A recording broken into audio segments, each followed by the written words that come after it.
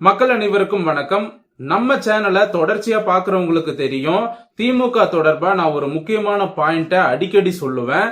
திமுக எப்பொழுதுமே அவங்க மேல மக்களுக்கு எப்பொழுதெல்லாம் கோபம் வருதோ அந்த நேரத்துல மக்களோட கவனத்தை திசை திருப்பும் விதமா சில சூழ்ச்சிகளை செய்வாங்க. அந்த சூழ்ச்சிகளுக்கு சினிமா நடிகர்கள், நடிகைகள், இயக்குனர்கள், அப்படி இல்லைன்னா அவங்க கட்சியில இருக்கக்கூடிய எம்எல்ஏ, அமைச்சர்கள், அதையும் தாண்டி அவங்களுக்கு கட்டுப்பட்ட சின்ன சின்ன அரசியல் கட்சிகள் இருக்காங்க இல்லையா, அவங்களுடைய கூட்டணி கட்சிகள், அந்த தலைவர்கள் மூலமாகவோ ஏதாவது ஒரு சர்ச்சையான கருத்தை பேச வச்சு அதன் மூலமா மக்களோட கவனத்தை திசை திருப்புவாங்க.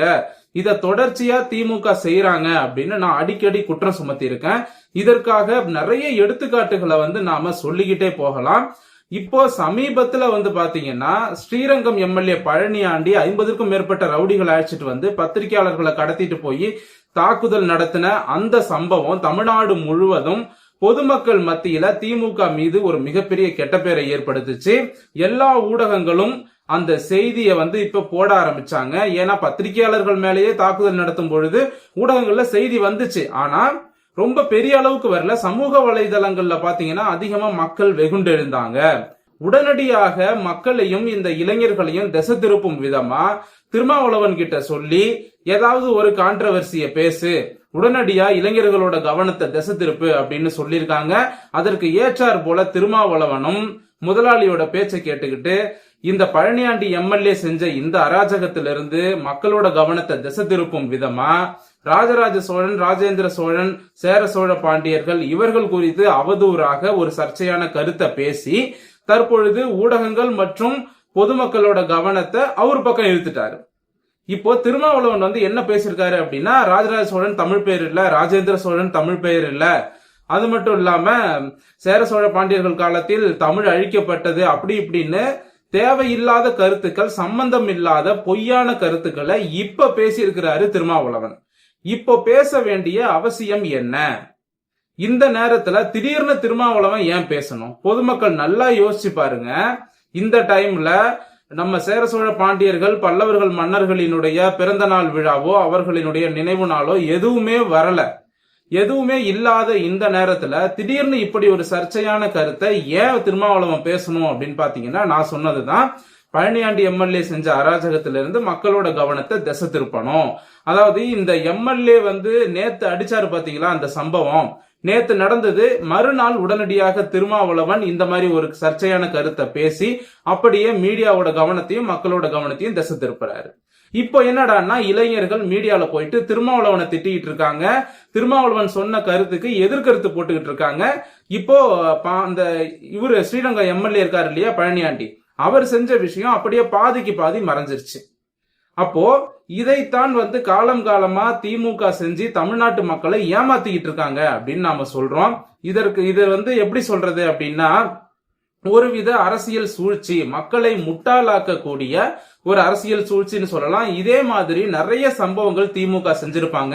திமுக மீது மக்களுக்கு எப்பொழுதெல்லாம் ஏதாவது ஒரு டிபார்ட்மெண்ட் சம்பந்தமா இப்ப இந்த எம்எல்ஏ, இந்த அமைச்சர் இந்த தப்பு பண்ணிட்டாருன்னு மக்கள் எப்ப கோவப்படுறாங்களோ, அல்லது திமுக ஆட்சியில எப்பொழுதெல்லாம் ஒரு தப்பு நடக்குதோ உடனடியா ஒரு சினிமா நடிகரை கூப்பிட்டு, நீ ராஜராஜ சோழனை பத்தி தப்பா பேசு, நீ இந்து மதத்தை பத்தி தப்பா பேசு, நீ கோயிலை பத்தி தப்பா பேசு, நீ ஒரு குறிப்பிட்ட சமூகத்தை பத்தி தப்பா பேசு அப்படின்னு சொல்லி நடிகர் நடிகைகளையோ இயக்குனர்களையோ அப்படியே தூண்டி விடுவாங்க. அந்த நடிகர் நடிகைகள் இயக்குனர்கள் திமுகவிற்கு ஜால்ரா அடிக்கக்கூடிய நபர்களாக இருப்பாங்க.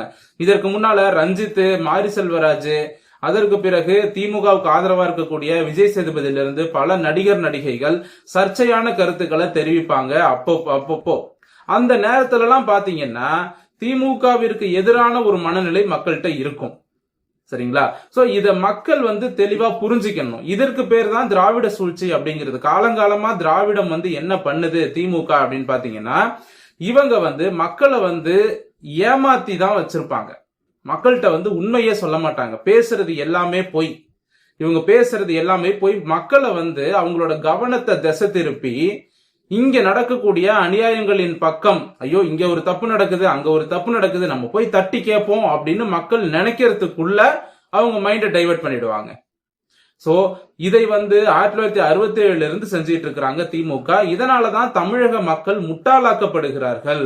சோ மக்கள் வந்து திருந்தணுங்க. திடீர்னு ஒருத்தன் கான்ட்ரவர்சியா வந்து ஒரு நடிகரோ நடிகையோ அல்லது ஒரு அரசியல்வாதியோ பேசுறாங்க அப்படின்னா அதனுடைய உள்நோக்கம் என்ன, எதை மறைக்கிறதுக்காக இவங்க இப்படி பேசுறாங்க அப்படிங்கறத யோசிக்கணும். அந்த காலத்துல வந்து ஒரு பழமொழி சொல்லுவாங்க, அதாவது ஒரு கோடு ஒண்ணு போட்டு அந்த கோட்டை மறைக்கணும் அப்படின்னா அதுக்கு பக்கத்துல அதை விட பெரிய கோடை போடணும், அப்போ அந்த கோடு சின்னதாயிடும் அப்படின்னு சொல்லுவாங்க. அந்த மாதிரி தான் ஒரு சம்பவத்தை மறைக்கணும் அப்படின்னா அதை விட கான்ட்ரவர்சியா மக்களை கோபப்படுத்துற மாதிரி இன்னொரு பிரச்சனைய உருவாக்கி விடணும். அப்படி உருவாக்கிட்டோம் அப்படின்னா இதற்கு முன்னால் நடந்த சம்பவம் மறந்து போயிடும் மக்களுக்கு. சோ தமிழக மக்களே, தயவு செஞ்சு சொல்றேன், திமுக போன்ற தீய சக்திகளை வந்து இந்த முறை உள்ள விட்டுறாதீங்க. இந்த தேர்தல்ல கவனமா ஓட்டு போடுங்க. திமுக என்ன வேணாலும் பேசுவாங்க. கடந்த 2021 சட்டமன்ற தேர்தல்ல என்னென்ன பேசுனாங்க தெரியுமா?